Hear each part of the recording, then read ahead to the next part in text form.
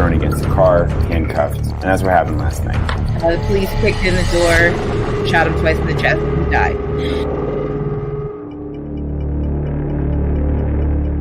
Before you knew it, we had 500 families. We had over 100 volunteers calling us.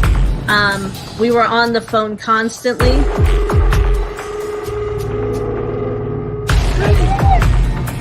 I can't get, and I got one police department telling me they don't know who's in charge. I got another police department here. Everybody's got a gun, and nobody knows who's in charge. Can anybody figure out who's in charge yet? Is there anybody in charge here? Any police officer in charge? Are you in charge? I can't find anybody in charge. That's the problem.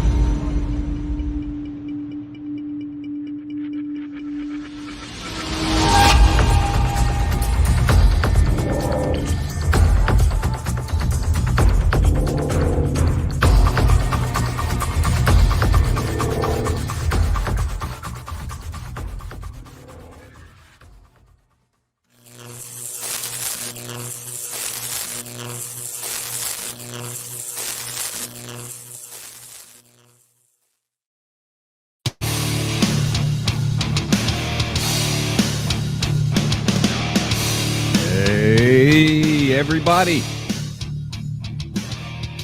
Tuesdays at 8 p.m. on the Revolution Radio Network, we get into a show called NJRR Live. My name is Brian Powers, and I'll be joined in just a second by our show writer, Leah Gantonio, comrades from the Editorial Board, Marilyn, and Tika from Public Intellectuals. Awesome podcast. And while I'm yammering on a minute, while you're looking at me on your desktop or whatever, make sure you go to your favorite podcast supply network. I know they're on Spotify, and I'm sure they'll tell you wherever else they are when we get Tika on here, but make sure you find Public Intellectuals. Give them a listen. Some interesting conversation and dialogue from the left-handed perspective. I want to thank everybody for tuning in. I want to thank my editorial board members for getting this show together tonight. I want to wish a very happy birthday to Bennett Zorofsky. For those of you that may have tuned in a couple of weeks ago, Bennett did a special with us regarding censorship and legal terms. Bennett is an attorney out of New Jersey. He works pro bono for pretty much any activist that ever gets in trouble for doing activisty things. He has represented myself a number of times in some proceedings, not because Bennett always agrees with my politics. He doesn't. As a matter of fact, we probably argue about politics more than we agree. But the fact of the matter is Bennett knows that, the legal community and lawyers out there are a necessary thing under a capitalist controlled justice system. And, he just gives you your services pro bono if you're doing something for the cause. And so he's a treasure to the activist community. He's the only attorney I know of in New Jersey that dedicates that much time to representing people. He represented me when I got arrested in Newark at the VMA protest. He represented me when I got arrested for the Poor People's Campaign in Trenton, and he's even representing me pro bono in some personal legal issues. I mean, the guy is a treasure in my life, and I know I'm not the only activist that's benefited from Bennett's lifetime of work, art. He's a musician as well. So he's a very well-rounded dude. And Bennett, thank you very much for all you've done. Very happy birthday if you're watching this to you and your family. The big news in the world of politics, of course, is that the stimulus bill, I'm not sure if it passed today, but I know it was going before Congress. I'm sure that it did. I know it passed without any Republican support whatsoever. So whoever the Democrats were compromising with, they really can't blame the Republicans. And if they were compromising with Republicans, they failed because they didn't get any Republican support. So any talk of a Republican fault here is bullshit and nothing but bullshit, because you didn't get any. If you had 3 or 4 Republicans come over and vote for this, then okay, you needed that Republican support. You got it through compromise. Even then, I may have my own disagreements, but you can't use that argument because you didn't get any of them. So that's that. Nobody asked you to reduce the unemployment benefits by $100 per month. They went from $400 to $300 a month, and you fucking lied the whole time you were campaigning because you were telling everybody $2,000 checks will go out right away. That's what you told us. That's what you told me and my family. And I know I'm not alone in that I was waiting for this fucking money while you all were bullshitting us and having campaign parties and bombing Syria. And I know I've heard more stories like this that aren't mine. So I know I'm not crying about myself, but I know there's more people out there with stories like mine because I'm sitting here with 2 vehicles that broke down in the last 3 weeks. Cost me about $3 fucking grand. But if I had the money to buy another vehicle in the bag, I wouldn't have had to repair those fucking cars. And when the lot came up from sale around the corner, I would have had the fucking deposit and I would own a piece of property in Maine. But you're fucking around up there in Washington and you're fucking around in the state legislatures and you haven't given a shit about me and my family. But you did bomb Syria and you did reduce unemployment benefits by $100 for no reason. Other than you don't keep your word when you get into office. Because it didn't matter to you what was happening to my family or all these millions of families around the country that are unemployed. It didn't matter. All that mattered was you won an election and it's over for you now until 2 more years when you put in a Republican Congress. And then you'll have the excuse that you can't get anything done because of a Republican Congress. You're going to have a Republican Congress because you lied to us. And millions and millions of Americans out of work don't give a fuck that the Democratic Party won an election or that you have the presidency now. That's the same Americans that voted for Donald Trump a few years back, and they're going to vote for somebody worse in 4 more years or maybe 8 years. They're going to vote for somebody worse. Get ready for the Vince McMahon and Donald Trump Jr. administration. Get ready for it. I was laughing when I first said it, but you know what? How can you laugh at the possibility now? After the fucking embarrassing display in the first couple months of the Biden administration. Embarrassing to me, and I never even supported the jackass. I'm embarrassed that I'm in the same country as him. Never mind that we made him the most powerful person in it. If you're not upset, I don't know what planet you're living on. Oh, I do.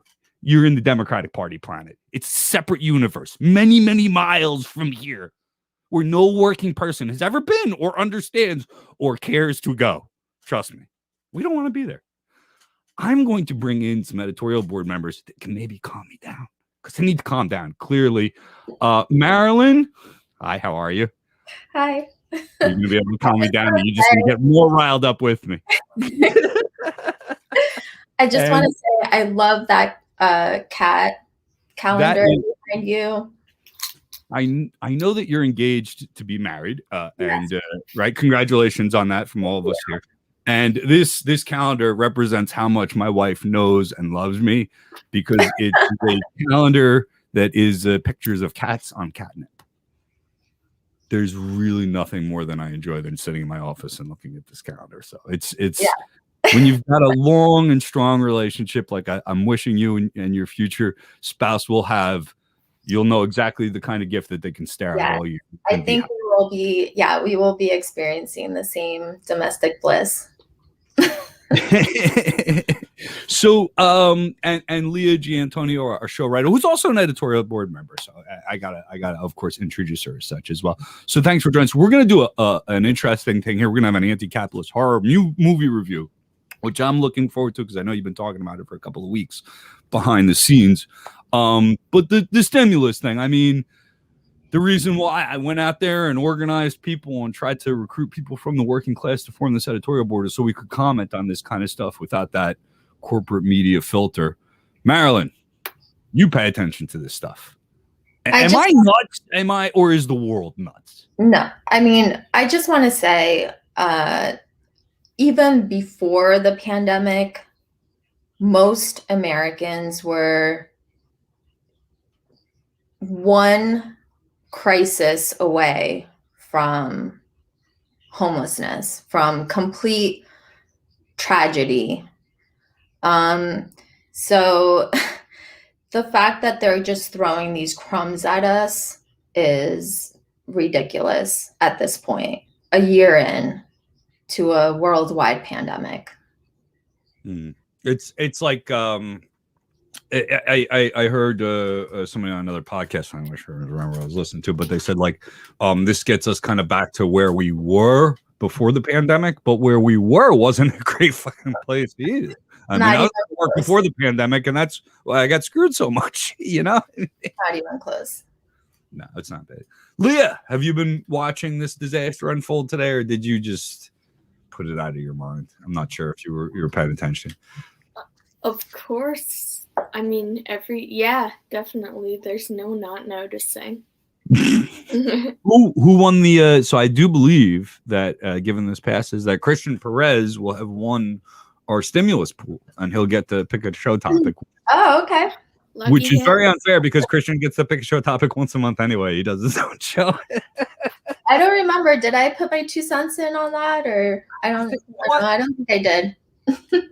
As any good organizer does, I write everything down in a notebook and then forget where I put the notebook.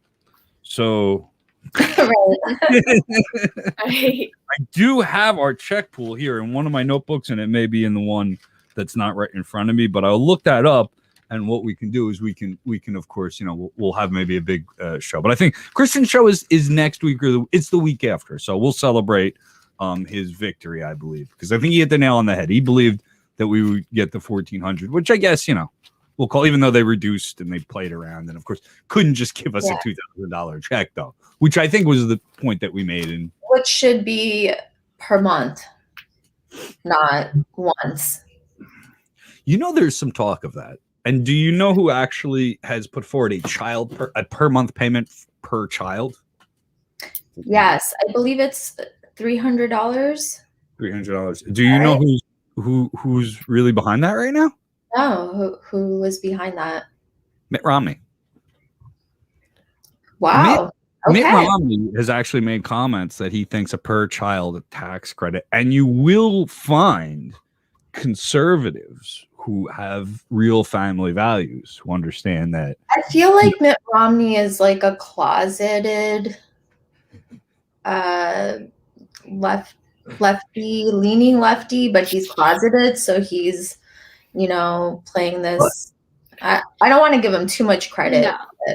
I'm sorry. Like, I kind of feel that, and like he is like a moderate Republican. I feel like, I guess, if that exists, but also like you can't give a politician, a Republican's a Republican. Like, yeah, like even though he's a Mormon, he still kind of lives in reality a little bit. At least he might bring good policies to the table, but like I'm not gonna give him credit as a good person.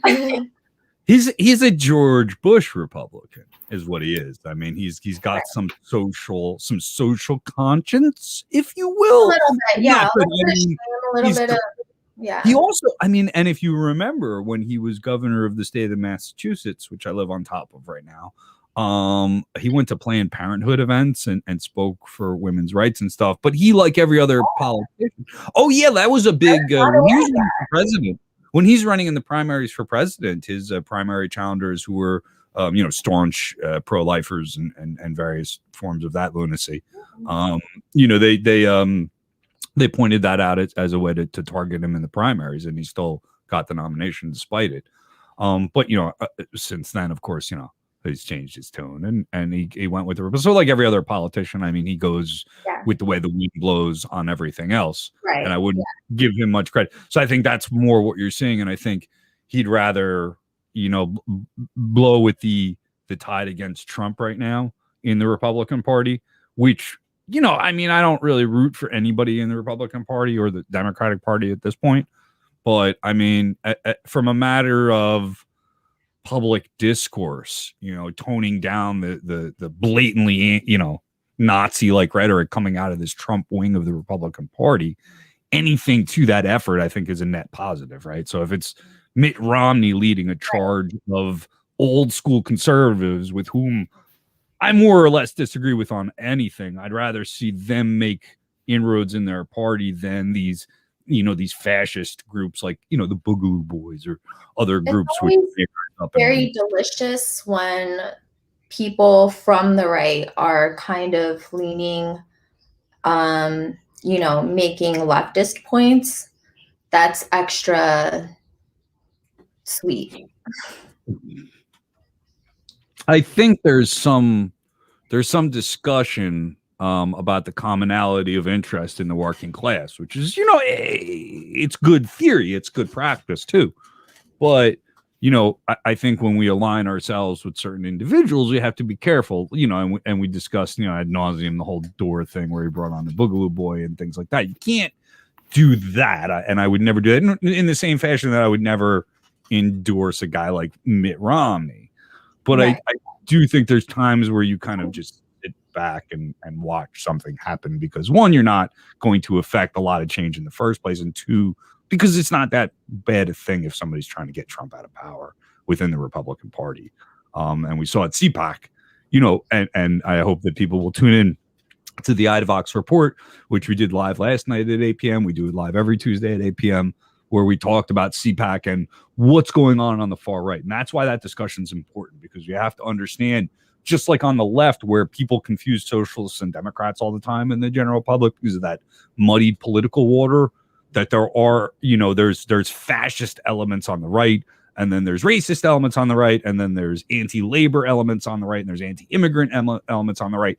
And not all of these elements occupy every single space at the same time, right? So it's complex and it's diverse, and that's an important part of it. But what we focus on, I think, when we critique from IDVOX and reporting and stuff on these far right extreme groups, has I think we've shown over the last couple of months the importance of that kind of, perspective, because these elements can gain power. And I don't know if they're continuing to gain power right now, or, CNN ain't telling me they're having champagne glasses because Joe Biden's president, and we all got $1,400 in some point in the next couple of months.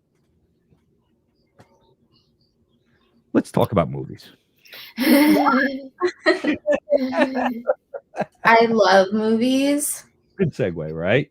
Yeah, when you're looking for a segue. I am. Marilyn, you love movies, and we talked on our editorial board about reviewing, and Tika, who will be here in a few minutes, was like, yeah, that's a great idea to start doing some reviews and stuff. So tonight we're going to talk about a genre of movie which I'm not personally into. I don't like horror all that much. I probably saw Friday the 13th very, very many years ago, and I'm good. But you said no, there's an anti-capitalist horror movie out there that you really like called The Platform. So tell me about this movie and how it's called The Platform. It's out of Spain.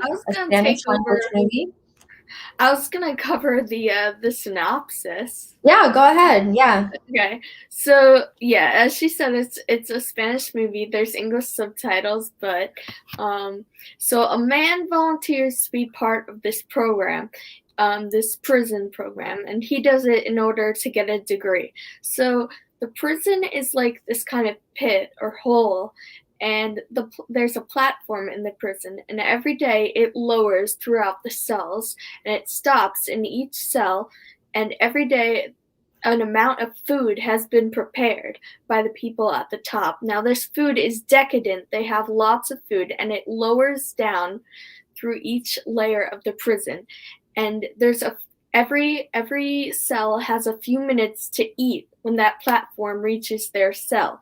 But then by the time it gets to the bottom, the people are starving because the people at the top tend to eat their fill and more just because they're at the top. And so throughout the movie, you kind of don't know how deep the prison is, but you find out, and it's absolutely horrifying. Now, this movie, I'm just going to say, I'll start off our discussion. It honestly is one of those movies that changed my perspective and made me think. Like, for weeks, I would be thinking about this movie. It was, like, really dark. What do you think, Marilyn? Yeah, so most horror movies, and this is my favorite genre. I know Brian doesn't like horror, but Leah, do you like horror? Oh, horror is like my favorite genre of movie, especially the bad ones, even though this was a good one. Oh, those are the best. Great. Yeah, but bad ones are amazing because you could just watch them and laugh. The campier, the better. The more fake the blood and the gore, the better, in my opinion. But yeah, this movie, most horror movies, they do have a social, some kind of social commentary to them. This movie, I felt like it just kind of like beat me over the head with it. It was so obvious to me, but maybe that's just me. That's just where I come from, the my political beliefs and all of that. Other people, it might not be so obvious. But yeah, so the platform, it was released in September of 2019, and it came to Netflix on in 2020, in January 2020. So that's very timely. It's very timely film. Right at the start of the pandemic, when everyone's sitting at home watching movies, binging on TV and Netflix and Hulu and all the other platforms that are out right now. But this movie, I feel like it's very obviously anti-capitalist. Is there a main character in this movie? Like, is there somebody that the story follows, or is this from a different? Like, is it from different perspectives during the movie?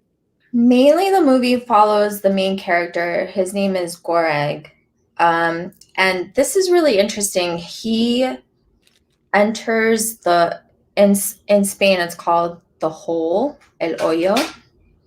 He enters the hole because he wants to get a degree, a college degree.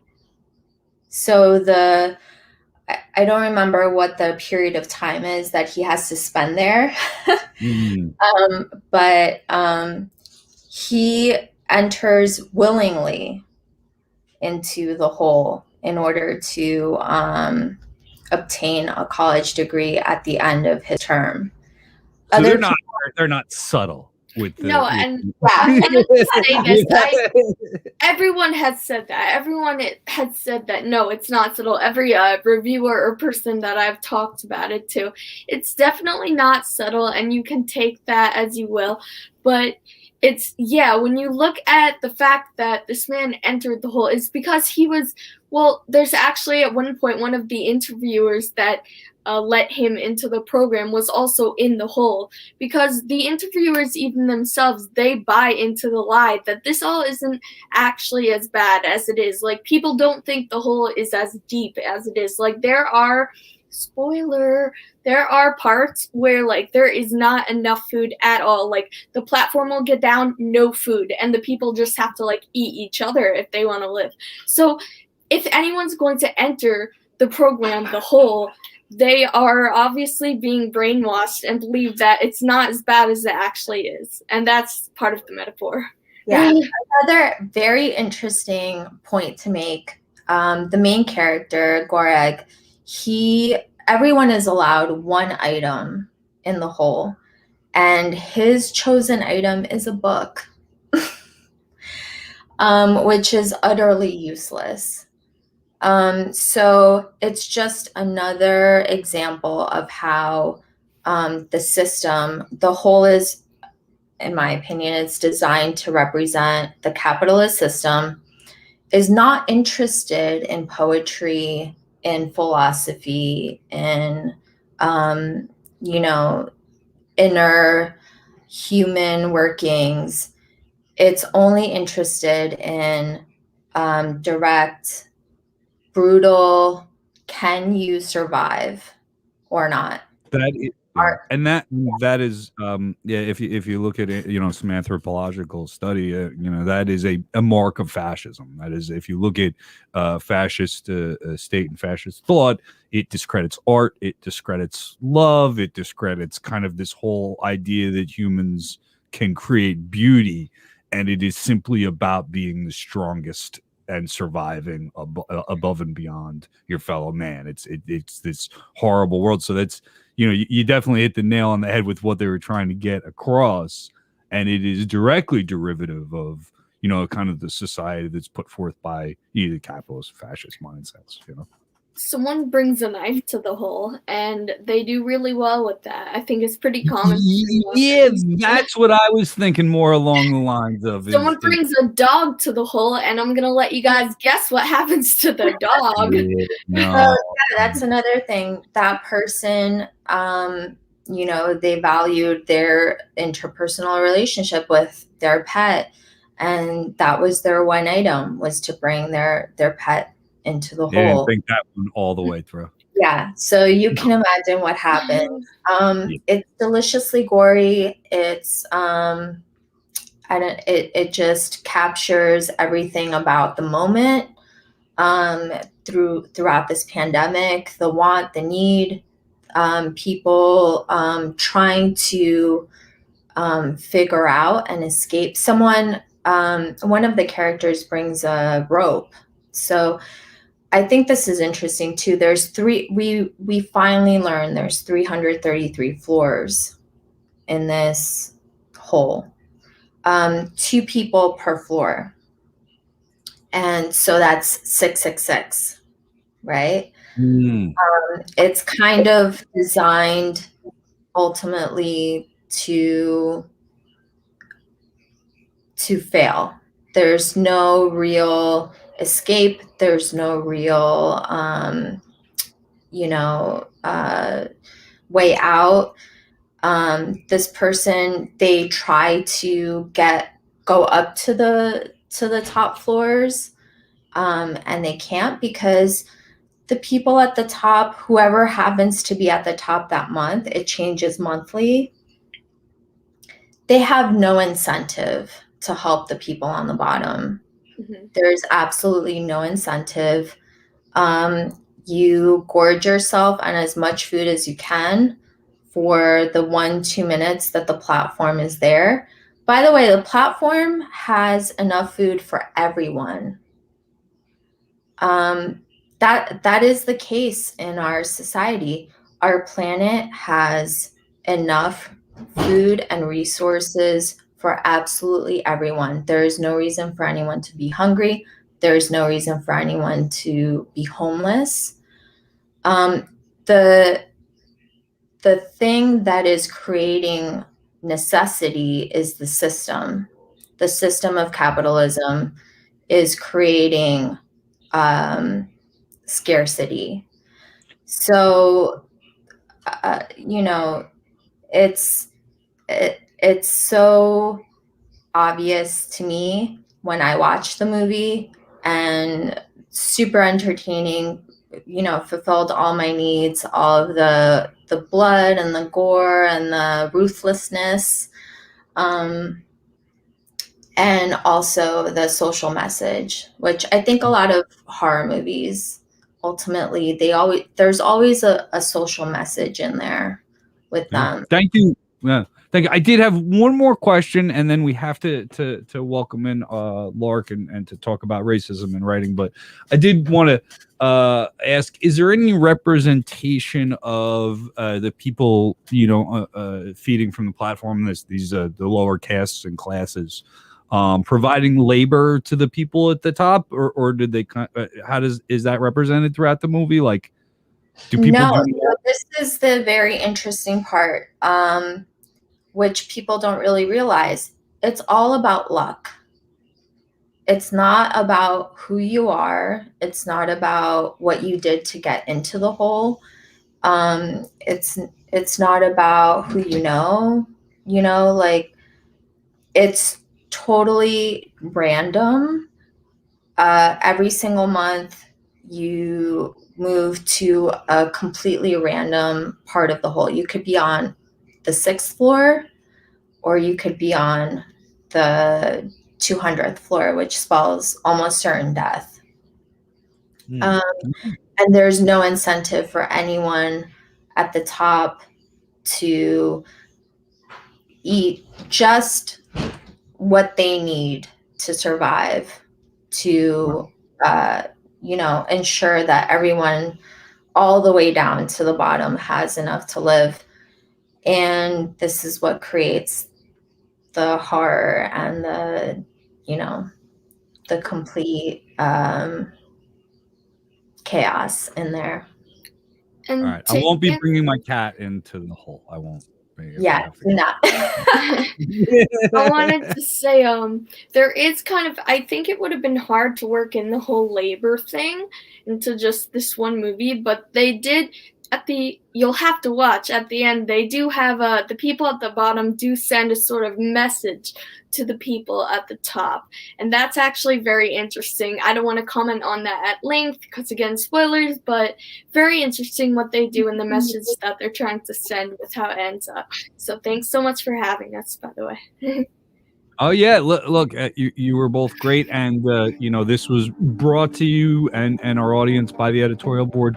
Marilyn's here because she joined us and has been to a few meetings and pitched a few ideas, and this was a great one. I can tell you that I can see my audience really reacting really well to this segment, and so I am hoping we do more of this. And I'm also hoping that more people join the editorial board so we can have more and bigger ideas. So that's what Revolution Radio runs on. So thanks a lot, Marilyn. Thanks a lot, Leah. And you at home, if you are watching, you can join our editorial board. You can check out our blogs. Lark, our guest that's coming in, has written a couple, 3 of them, I think, so far.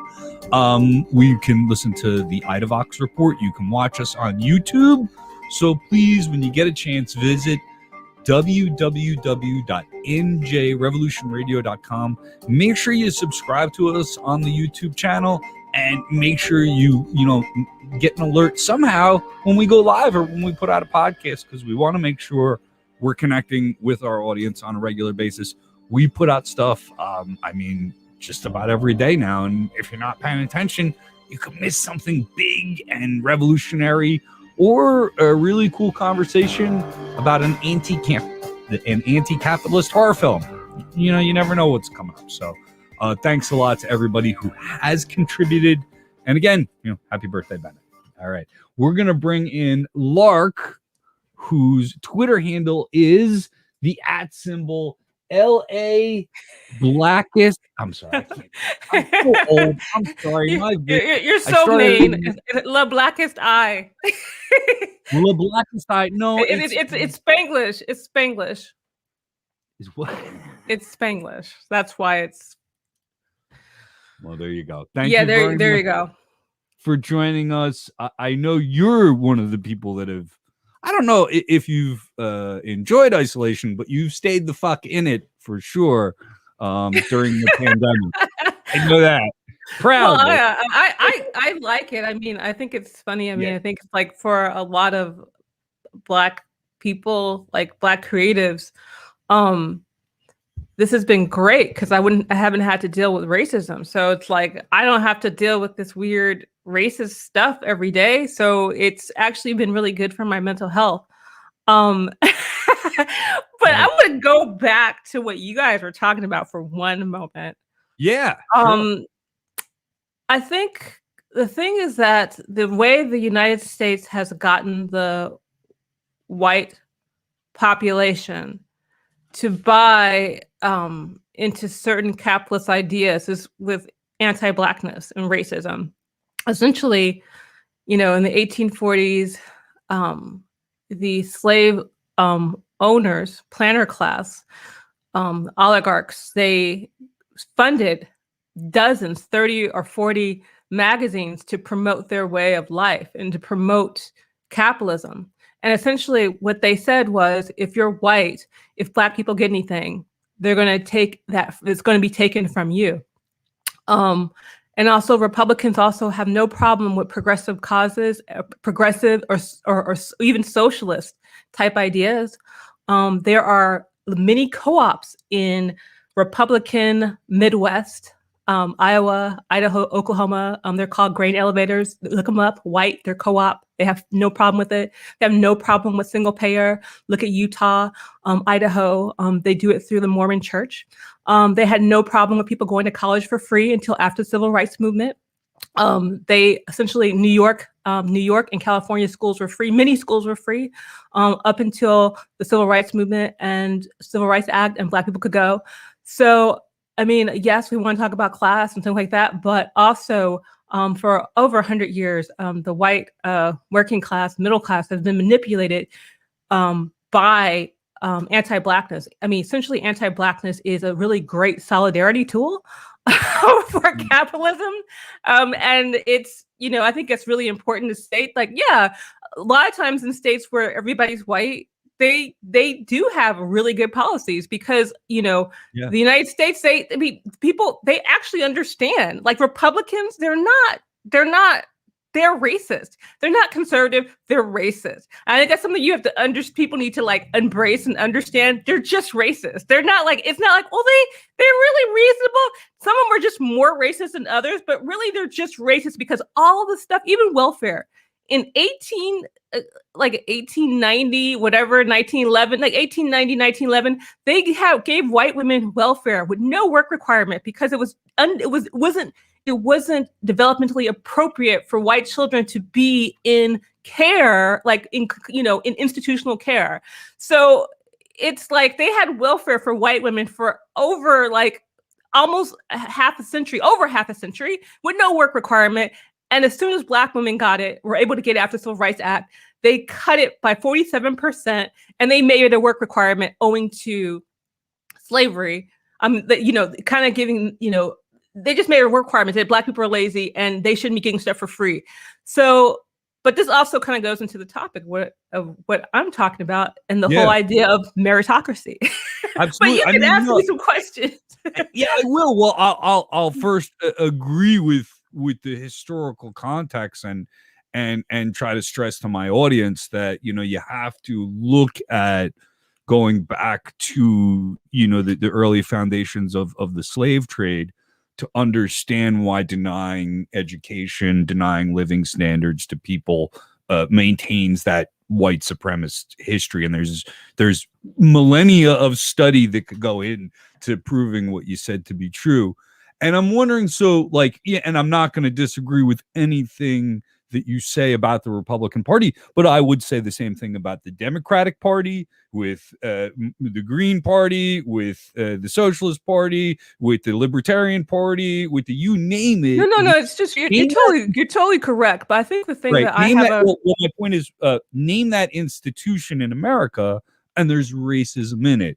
So do we not root for, but at least acknowledge that, the less extreme elements of people that we disagree with need to have some push on the straight up fascist Nazi type elements that we're seeing emerge?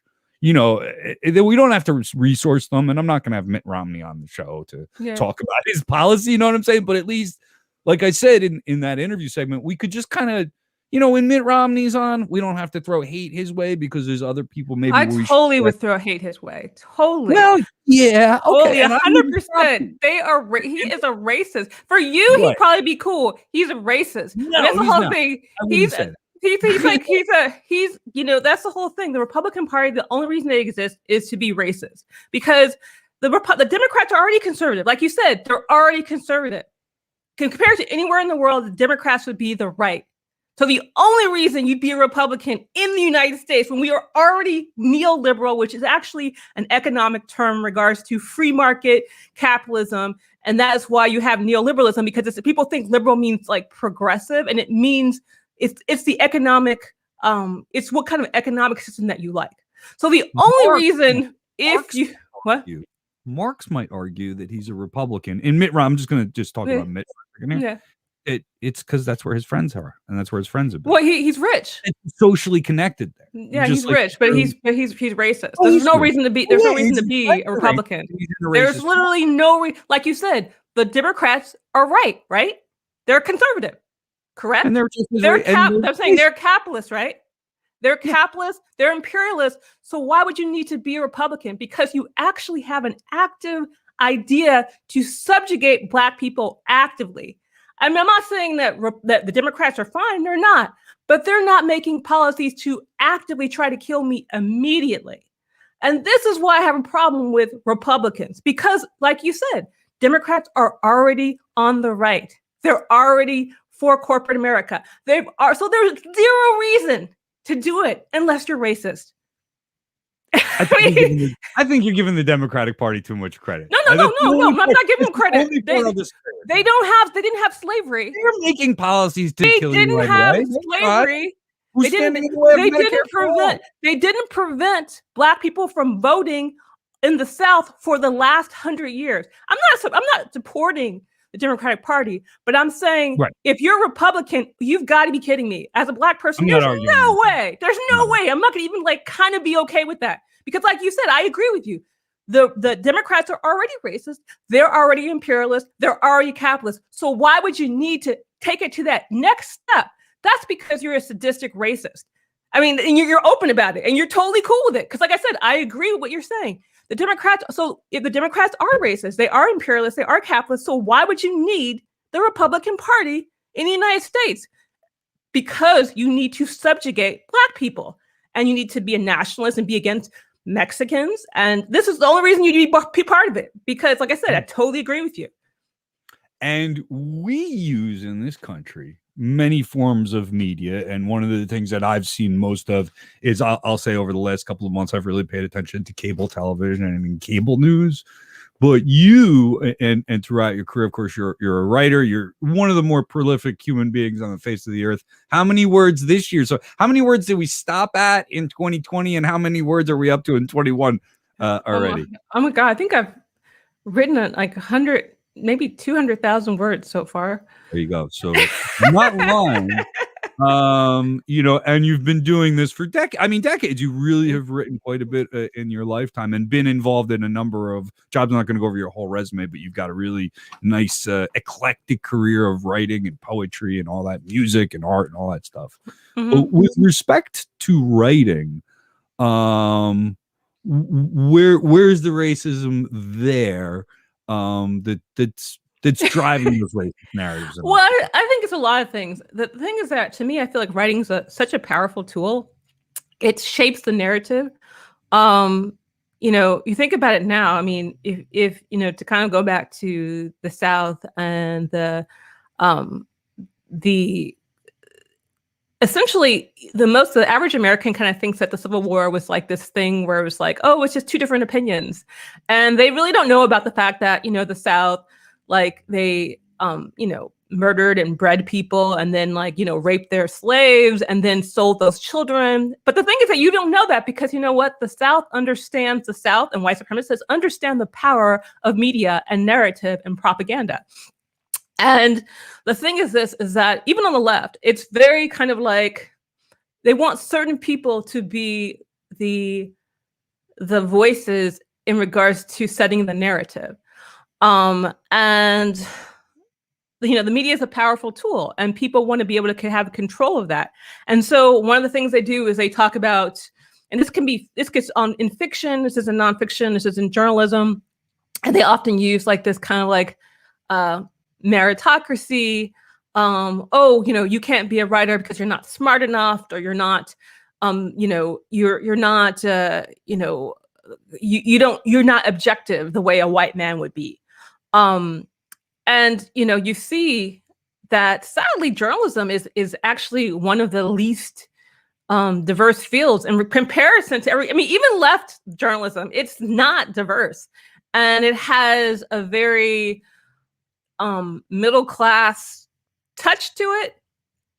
And I think that that's about power. And I think the thing is sad is that a lot of people in the working classes, and that's really most people, whether they're white or Black or Latino or Asian American, they don't understand, or not understand, but the right has done a really good job at saying that that what we're doing is nothing and what we're doing is not important. And we don't, what we need to be doing is passing out sack lunches or something. I don't really know what it is, but I think there's this idea that writing isn't real work, that media isn't real work. And the thing is that if we have no message, this is one of the reasons why, in the Democratic Party, why progressives have such a really hard time of getting hold of anything. And even third parties have a really hard time of moving forward and distributing the message, because there's little respect, or little, not respect, little, maybe they don't understand the value of messaging, and they don't understand the value of continued messaging. We don't have, I think about the nonprofit industrial complex that has seeped into journalism. I look at things like Next City, which is supposed to be liberal, but it's liberal in not the sense that we think. It's not progressive. It's like, oh yes, it's sad that these Black people don't have houses. Let's make them tents. It's like, I mean, it's really bizarre, because it's talking about things that seem progressive, but they're not. They're just people keep just saying anti-racist and putting Black people or Latino people in front, and then they're not really talking about like the issue. I mean, even, the thing is that when I had a newspaper, I had a newspaper, but I also had a blog called The Bus Bench, and I talked about policy. I talked about the funding. I talked about, who was in charge and who was on top. And what the first thing they tried to do was they tried to co-opt me. This is in Los Angeles. They tried to co-opt me and say, why don't you come write for us? And I said, no.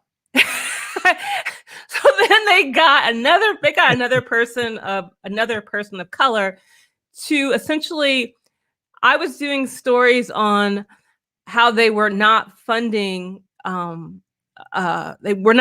transportation and development in or just development, not just development, but like just development in Black and Latino communities. And they hired somebody who was talking about community gardens and bike rides.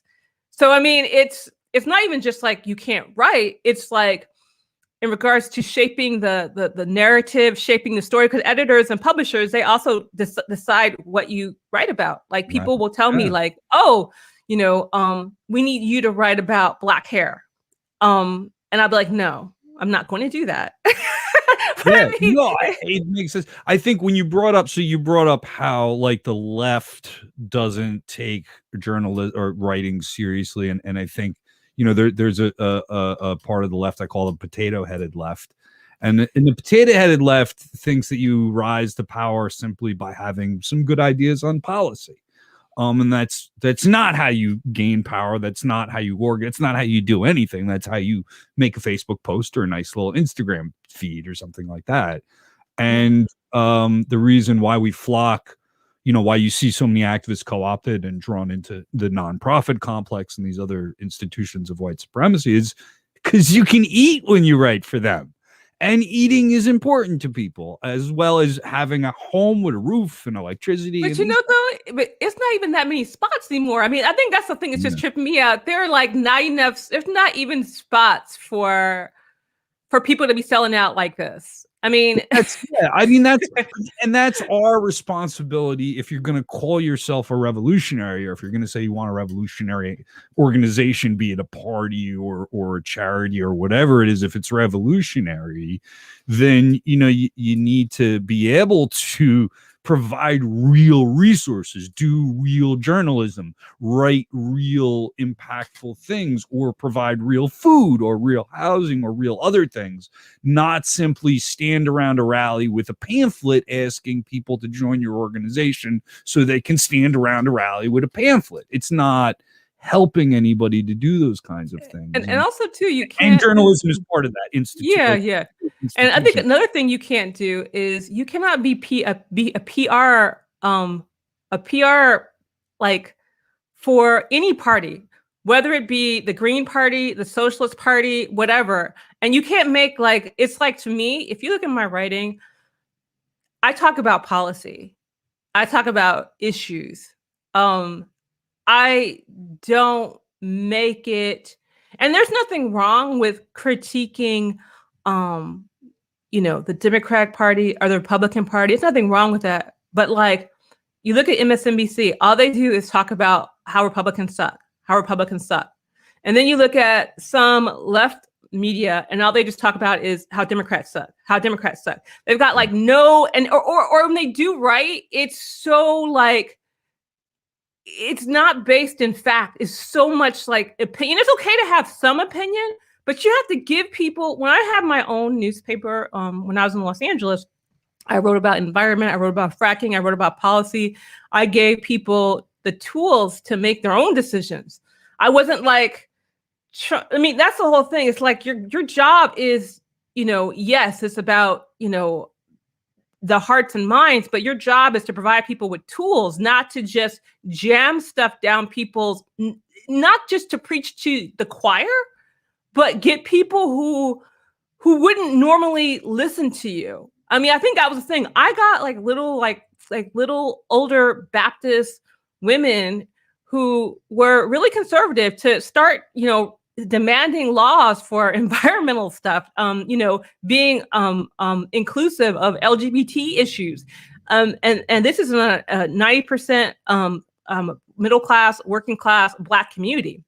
And the reason I was able to do that was because I didn't beat people. I respected people. I had things about people's gardens, like, here's Mrs. Williams' flower garden. But I also talked about different issues in regards to the environment, like, hey, there's a law that says, you can't build without doing an assessment on what the damages will be. And I think the thing is that people who have money, like, they understand the power in that.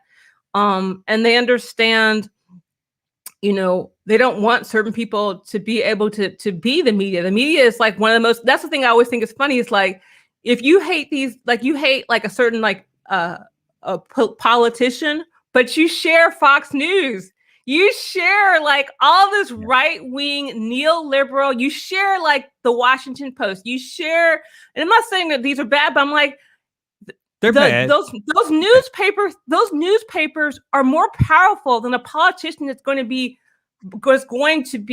voted out. Politicians are figureheads for their representatives. But it's like, if you're so gung-ho about these various politicians, why are you sharing right-wing media? Why are you giving them hits? It's like this too. Just because someone says something about the Democratic Party, like at one point, leftists were sharing the National fucking Review. I am just, are you out of your fucking mind? Well, that's all and that is going to be all that's out there on social media now that we're censoring, because if you look at these horrible people that you're talking about that are in these, they're positioning themselves as the grown-ups in the room. They're the people that should be allowed to be on Facebook because they talk about things in a mature and responsible way. And whether you're right or left, and I'm not going to get into the whole right side fascism because that's not free speech and that's bullshit. But yeah. I'm saying if you have a conservative view or a left wing view that they don't approve of in Washington, D.C., well, now they have reason to take Facebook feeds down and YouTube channels down. And quite frankly, somebody with your opinions will not be a popular person on the internet. If we continue to go down that, I've never been popular on the internet. That's the whole thing. I've never been popular on the internet. That's the thing. It's just funny is that everybody's talking about cancel culture, et cetera. And I, as a Black woman, have never been given. I have been shut out of media by white leftist men for decades.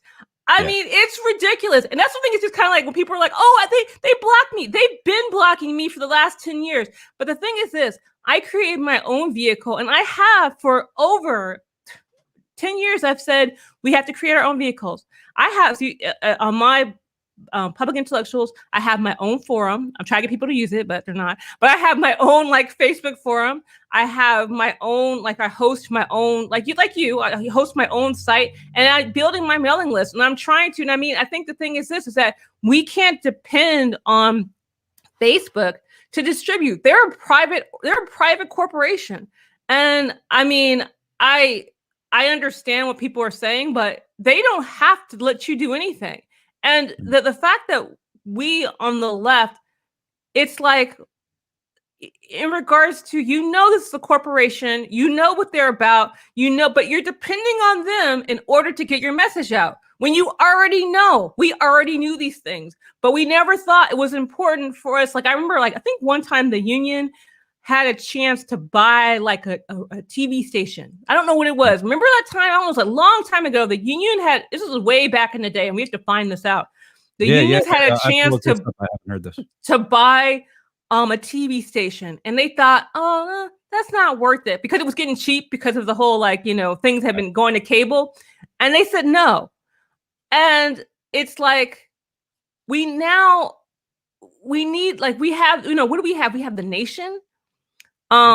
We have there's some place I'm not gonna even name this one organization, but it was one left media organization. It's like they don't even they don't fact check. They let some, anti-vaxxing stuff went through. I was like, wow, you know what I'm talking about. I'm not going to bring him up, but I'm like, shark with that. And that's, that was a internet publication mostly that I followed and seen some stuff that I enjoyed reading on it. I mean, I wrote for them before, but I was like, this is what we have. This is what we have on the left in regards to, and we need to do better. I mean, in regards to supporting each other and just, it's on one hand, there's, it's racism, but on the other hand, it's also classism. I recognize both things. I'm not going to say you don't really have that many people like you doing media. And it's not saying that you're you're not from school dude, right? You're not from Yale, all right? We'll just say that you're not from Yale.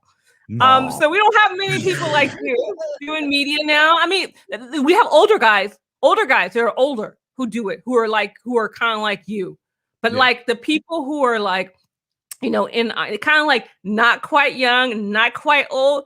But essentially, most of those people are prep school people. They're not they went to Yale, they went to Princeton. You don't have that many people. They get recruited. They recruited to the thing, and there's not that many DIY people anymore. And there's not people who understand what's going on. Well, I kind of feel, honestly, I feel the DIY thing rising because of these platforms, which is why they're going to take down these platforms, because it may be getting to the point of, oh shit, they're figuring out these tools. We better get rid of this shit because they're gonna take over. Well, we need to create our own tools. That's the whole thing. We know this is happening. Why are we not creating our own tools? You and Daryl Lamont Jenkins say the same thing. Listen, we used to have MySpace and now that's gone and we had to move on. And we do have to use at a point, I think, listen, I'm sitting here right now on YouTube and Facebook and using the master's tools, if you will, but we definitely have to, keep struggling to build our own establishments. And that goes with what I was saying about real material things. And one of those things is platforms for messaging for artists like you to get the word out. And also we had a little bit of discussion before about, the meritocracy of this all and awards that go out and prestige that's given to people, through that complex. Have you seen I'd like to maybe before we go here, talk a little bit about how, the industry as a whole kind of rewards people with. Well, they reward people. They don't really reward people. They just platform. They just pick out their friends and just uplift them. And it's it's not even about oh, this person did something really good. I mean, I talk about briefly, we talk about Poetry Magazine. They essentially, picked up this pedophile and gave him a platform to put his poetry up. And then we were like, hey, you knew him. He was your friend. And they were like, oh no, you guys don't like him because he was in jail. And we're like, no, that it's not because he was in jail. It's because he was, and put this way, him being a pedophile also not good, but you called him. It's not like he put his work in and then you just went oh, oops, he's a pedophile. That's not what happened. You called him on the phone, admit that you did that. And the thing is, and then you try to act well, you're not being reasonable. And it's this is the kind of thing, from all this stuff, it's you are actively being racist. Right. You're actively doing harmful things. I'll tell you something, Dr. Seuss, that whole thing. I mean, the one thing people don't understand is that he was kind of the beginning of the whole disrupt education. He worked for Hoffman Mifflin. It wasn't oh, some DIY guy making a cartoon for fun. He was doing that specifically for the whole testing industrial, the testing industry. He wasn't doing it because he was oh, I like kids. He went to the education division He went to the biggest publisher in the United States. He wasn't some random dude. And now he's the second best dead selling celebrity in the United States. So it's like this whole people who are kind of like DIY defending Dr. Seuss. I'm like, do you understand what's even going on? Do you understand the game of what's going on? You don't know. You're commenting on a narrative that rich people gave you. And I think that's the thing that just infuriates me. Like, no one reads. No one's like trying to read. They essentially let rich people decide what's happening. And then they just, we don't have time. You know, the working class doesn't have time to read. And this is, you know, again, one of the downfalls of capitalism is that we're also fucking busy trying to figure out a way to eat and do all that stuff that I was talking about before, that I don't have time to sit down with a book anymore. And actually, I found, you know, when I got up here and I moved, when I had some downtime for the first time in, I don't know, like 5 years, and I tried to read, I almost can't anymore because my attention span is that of a goldfish from looking at Facebook all day. You know, and so it's not like riding a bike, to be honest with you, Tika. I mean, it really is like you have to continually feed your brain to keep it, you know, working. And you know, what we've done by kind of creating a society that relies so much on this cable news and on Facebook feeds and tweets, and you know, we just had administration run 4 years by tweet. We don't read anymore, and that's, I guess, it's actually on purpose, though. You know, I think it's so funny is that all like what you're saying, it's like done on purpose. They have behaviorists and everything like that actually train, like actually have it so that you feel the need to like continually like just go and like read from it. And not only that, you also get rewarded for writing certain things. I noticed that. Like if I say stuff like, "Oh, all black men are trash," I get all kind of likes. If I talk about the economy, I get nothing. I mean, it's like it encourages you to talk about these really trivial, shallow. You get rewarded for talking about trivial, shallow things. And the thing is that, you know, I've always tried not to do that. You know, I've always tried to be fair. I've always tried to, like, you know, like I said, you know, like personally, like one-on-one, I'm an asshole. You know that, like, but like on a public forum. But I know you're proud of it, so I'll agree. Like on a public forum, I'm like very like, you know, I try to be fair. No, but I try to be fair. I think that's the thing too. As a journalist, you try to be objective, and I'm like, I always try to be objective. Even there are people that I freaking hate. I hate them. Like I really do, but you would never know that. I'm giving you a chance. I'm like, this is what happened. This is what happened. This is what happened. But you know, I try not to be partisan. I try to be like objective. But that's the thing. You know, I'm doing this, but no one else, not no one else, but like the corporate media, they're not being objective. They're not following the code of ethics for journalism. You know, they say we have this code. They don't have a code. They're not following it. They're just doing whatever the hell they want.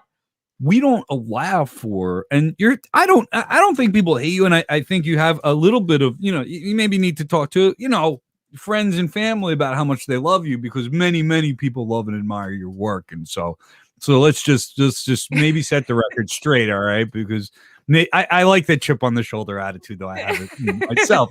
I get it. Right. But you know, where do you want to go, like with platforms, as far as getting people to pay attention to this good work? What do you think, maybe from a technological perspective, what do you try to do with public intellectuals to kind of expand people's minds a little bit, to get them beyond, you know, what they see on Twitter and Facebook? Because you definitely do more long form writing that should, and quite frankly, Tika, as much of a comrade as you are, that I should read more of. You know, how do you what would you like to see out there that will help my brain start to get more Tika into it? What do you Well, I you know, I think the thing I try to do is I also try to provide platform for other people.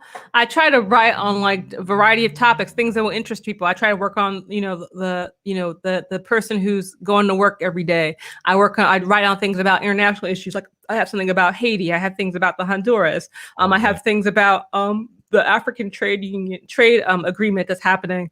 I write national things. I write things about race, but also too, I write a lot of historical things so that people kind of, you know, I was thinking about writing like smaller stuff. And so, you know, having like a little brief, because I think a lot of people don't know the history of this country. And I'm telling people stuff and I'm just kind of shocked. Like, you didn't know that? You didn't know that? You didn't know that? And I realized that people, they don't know. I guess the thing what I'm just trying to do is just trying to become more international, like, work on people and, have things in Canada, have the indigenous population in New Zealand, have people in Nepal, like have my poetry and all this stuff. I mean, the thing is that, it's, the challenge is, you get amplified by people in media. And, because I haven't really followed, I'm not a well-behaved person in regards to, and I'm a horrible person, but but it's like, it's really weird because I'm not, I don't have on my profile, like all my identities. Like, I don't do that. I've never really done that. And it's kind of like, especially in media now, it's almost like they don't want to write about people who are not, if you're a person of color, they want to get the most bang out of their buck. So they want to be like, oh, this is a Black person talking about this and talking about that. It's like I've never had that writing style. So, I mean, I think that, I really don't know what to do. Like, I don't know, like, I don't have any solutions in regards to things. I mean, I'm just, it's weird. I think that, in other countries, the government actually pays for media. I know New Jersey actually has a thing where they actually will give you a grant. But the thing is that, they want you to work. You want you to be a nonprofit. And I'm just like, that in itself, limits like certain things, like, when I was saying, Trump is a fascist, in regards to, a 501(c)(3), well, I really couldn't say that. I would have to be like more vague about it. And that's not how journalism works. I mean, I just don't like the 501(c) model for journalism, especially in regards to people of color, because anybody actually, just because you end up having these really base conversations. Yeah, well, thank you very much for bringing us. I'm sorry that I was just queuing up our outro music here, so we'll play that for a second here while I get ready to go. But I want to make sure people know Public Intellectuals, the website where they can support you at. Make sure you pay Tika for her work. I think what I was talking about when I say that the potato-headed left needs to do more. If you gave money to fucking Howie Hawkins or some dumb ass that got like 3 votes in your state, do me a favor. Give money to a real revolutionary. Give money to Tika at Public Intellectuals. Tika, how can people follow you? You can follow me on Twitter at La Blackest Eye. You can follow me on Facebook, Public Intellectuals, and also, my page, Tika Lark. You could just follow me there. I'm fine with all that. Yeah, I'm going to bring in our editorial board members and Leah, our writer, Marilyn. Thank you for joining us. You guys are having a good time with the editorial board. Did you enjoy your debut of movie reviews? Yes, I very much enjoyed Tika's interview. I was really looking forward to hearing all about her perspective on writing, and it was awesome. Yeah. Thank you. All right. Thank you very much. We will be back next week, Wednesday night at 8 p.m. here on Facebook and YouTube and Twitter and Twitch. We're on Twitch too, so you can check us out there or on the website www.njrevolutionradio.com. Brought to you, of course, by our editorial board. You can join. You can start training and learning to do what Marilyn's doing and what I'm doing and what Leah and what Tika have been doing for years. It's not easy, but we're encouraging you to get involved because we definitely need more independent media out there. So check us out. Next week, we'll be talking about the $15 an hour minimum wage that nobody's going to get. All right. And with that said, note, this is Brian Powers, and I want to remind everybody out there to tune in every Tuesday and Wednesday nights at 8 p.m. right here on the Revolution Radio Network, and also that the police can quit their jobs. Have a good night, everybody.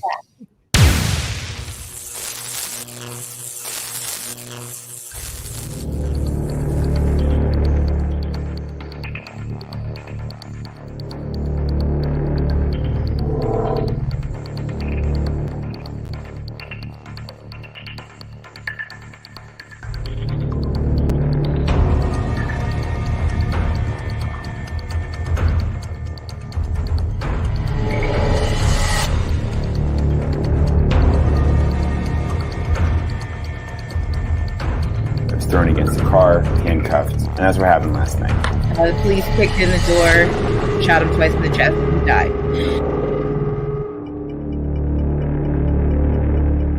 Before you knew it, we had 500 families. We had over 100 volunteers calling us. We were on the phone constantly.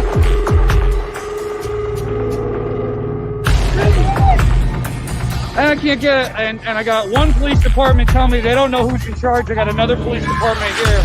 Everybody's got a gun, and nobody knows who's in charge. Can anybody figure out who's in charge yet? Is there anybody in charge here? Any police officer in charge? Are you in charge? I can't find anybody in charge. That's the problem.